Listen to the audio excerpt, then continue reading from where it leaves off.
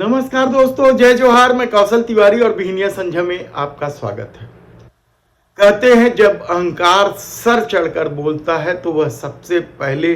विवेक को ही खत्म कर देता है, दिमाग खराब कर देता है। और आत्ममुग्ध व्यक्ति इस कदर अहंकार में डूब जाता है कि उसे अपनी छवि या जमीनी हकीकत की जानकारी ही नहीं होती और वह सब कुछ अहंकार में करता चला जाता है जो उसके लिए हार का सबब बन जाए या उसके पराजय की लकीर खींच दे। तो क्या लोकसभा चुनाव के पहले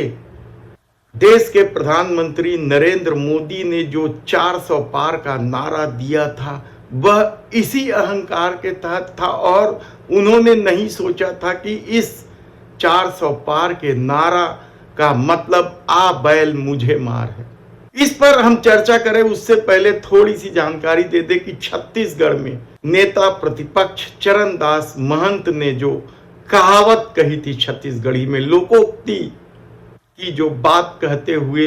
भूपेश बघेल को देश के प्रधानमंत्री नरेंद्र मोदी से लड़ने वाला बताया था, उसे लेकर मामला तूल पकड़ने लगा है। और भारतीय जनता पार्टी इस मामले को लेकर भावनात्मक रूप से वोट हासिल करने के लिए इस मुद्दे को जोर शोर से उठा रही है। और कल भी राजनांदगांव की सभा में अमूमन सब नेता भारतीय जनता पार्टी के, चाहे वो मुख्यमंत्री हो, उप मुख्यमंत्री हो या दूसरे तमाम नेता हो, भारतीय जनता पार्टी के प्रदेश अध्यक्ष ही क्यों ना हो, सबने इस मुद्दे को उठाते हुए कहा कि देखिए कि कांग्रेस किस तरीके से देश के प्रधानमंत्री नरेंद्र मोदी का सिर फोड़ना चाहती है। लेकिन चरणदास महंत और छत्तीसगढ़ी को जो लोग जानते हैं वे जानते हैं कि इस छत्तीसगढ़ी मुहावरे का क्या मतलब है। लेकिन सत्ता जो मोदी की गारंटी ही पूरी नहीं कर पाई और वादा खिलाफी के साथ सत्ता में है, वह चाहती है कि उनके मामले को भूलकर लोग देश के प्रधानमंत्री नरेंद्र मोदी के सिर फुटौल वाले मामले पर ही वोटिंग करें। देखना है कि यह मामला क्या तूल पकड़ता है। हमने विस्तार से बताया था कि किस तरीके से न तो सूत न कपास जुलाहों में लट्ठम लट्ठा की कहावत चल रही है और भारतीय जनता पार्टी इस मुद्दे को हवा दे रही है। लेकिन हकीकत तो यह है कि बस्तर में कवासी लखमा को उतार कर कांग्रेस ने भाजपा की जमीन खिसका दी है, तो कांकेर में खुद भारतीय जनता पार्टी ने भोजराज नाग जैसे व्यक्ति को चुनाव में उतारा है, जिस पर महिला के अपहरण और आपत्तिजनक हालत में पकड़े जाने पर पिटाई जैसे मामले। तो महासमुंद में रायगढ़ की सीट जीतने के लिए अघरिया समाज से रूप कुमारी चौधरी को उतार दिया है, जबकि यह साहू समाज का गढ़ है और लोगों का दावा है कि साहू समाज इतनी आसानी से अपने गढ़ को खिसकते नहीं देखना चाहेगी। तो राजनांदगांव में भारतीय जनता पार्टी ने अपने सांसद संतोष पांडे को ही चुनाव में उतारा, लेकिन कांग्रेस ने बड़ा दांव खेलते हुए पूर्व मुख्यमंत्री भूपेश बघेल को प्रत्याशी बना दिया। और ये जो सारा विवाद हुआ सिर फोड़ने को लेकर, वह भूपेश बघेल के नामांकन के दौरान होने वाली सभा पर ही हुआ।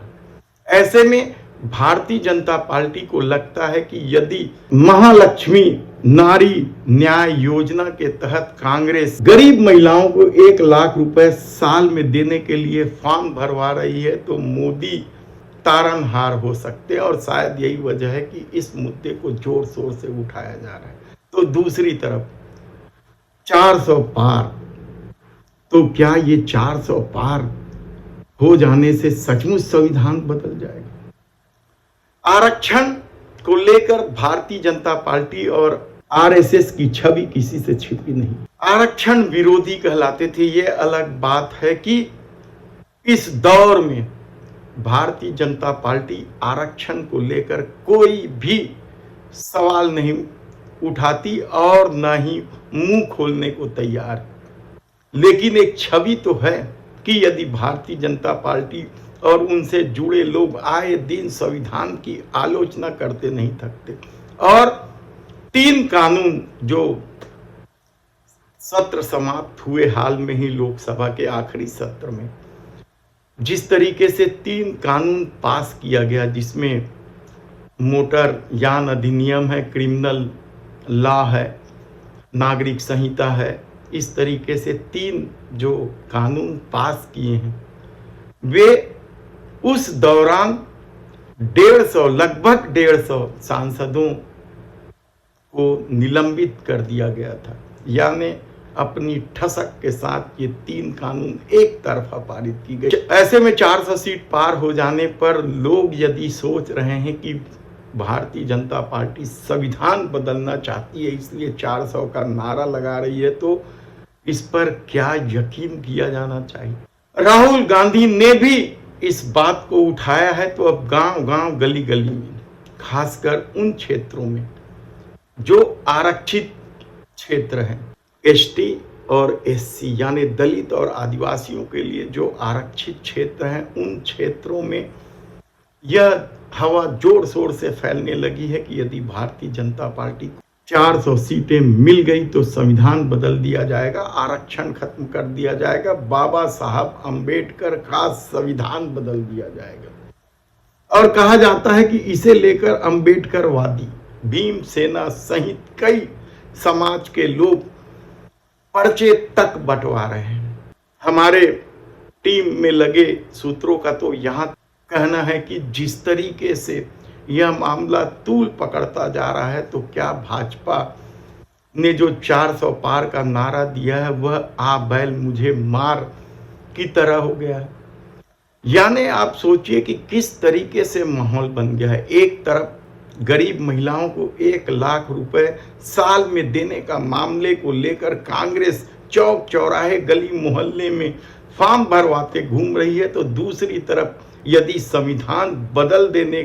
की बात आरक्षित वर्ग को महसूस होने लगा है या आरक्षित वर्ग मान रहे हैं, तो फिर क्या भारतीय जनता पार्टी की मुसीबत बढ़ गई है। हालांकि जो तमाम चैनल हैं वे देश के प्रधानमंत्री नरेंद्र मोदी के 400 पार के नारे के साथ ही खड़े नजर आ रहे हैं, और वे जिस तरीके से सर्वे कर रहे हैं उसमें बता रहे हैं कि 400 पार कैसे हो रहा है इस बार भारतीय जनता पार्टी। लेकिन जमीनी हकीकत क्या है? यदि बिहार में ये सर्वे टीम जो गोदी मीडिया कहलाती है 38 सीट दे रही है 40 में, तो क्या 38 सीट भाजपा को बिहार में मिल रही है? या फिर जो दूसरे सर्वे आ रहे हैं गोदी मीडिया से इतर यूट्यूबरों का या स्थानीय पत्रकारों का, वह तो भारतीय जनता पार्टी को 2.5 अंक देने को तैयार नहीं। 2.5 अंक तो महाराष्ट्र में भी भारतीय जनता पार्टी के लिए मुश्किल हो गया है, लेकिन जो गोदी मीडिया के सर्वे हैं वे उन्हें 40 से ज्यादा सीट दे रही है। ऐसी परिस्थिति में यदि महालक्ष्मी नारी न्याय योजना के तहत कांग्रेस ने सीट जीतने की कोशिश में अपने आप को झोंक दिया है और दूसरी तरफ 400 पार होने पर संविधान बदलने की बात हवा में फैलने लगी है, तो यकीन मानिए कि उन लोगों को बेहद दिक्कत होगी जो आरक्षित वर्ग के सीटों से एनडीए की टिकट पर चुनाव लड़ रहे हैं। और कहा तो यहां तक जा रहा है कि न केवल एसटी एससी बल्कि अब ओबीसी वर्ग में, बड़ा ओबीसी वर्ग है जो अंबेडकर के संविधान को मानता है और आरक्षण का लाभ लेकर कई महत्वपूर्ण पदों तक पहुंचे हैं, क्या वे लोग भी अब चुनाव जैसे जैसे जोर पकड़ता जाएगा सक्रिय हो जाएंगे? कहना कठिन है कि ओबीसी वर्ग किस तरीके से भाजपा से परे हटेगी या संविधान बदलने की बात को स्वीकार करेगी, लेकिन यकीन मानिए कि यह मामला इस कदर तूल पकड़ने लगा है कि भारतीय जनता पार्टी को 400 पार का नारा भारी न पड़ना पड़ जाए। और अब जो छत्तीसगढ़ की जो खबरें हैं, छत्तीसगढ़ में तो कम से कम जो दलित क्षेत्र हैं और कुछ आदिवासी क्षेत्र हैं, वहाँ इस तरह की बात हवा में है। देखना है कि क्या कुछ होगा, क्योंकि चुनाव परिणाम 4 जून को आएंगे, लेकिन पहले चरण में छत्तीसगढ़ में मतदान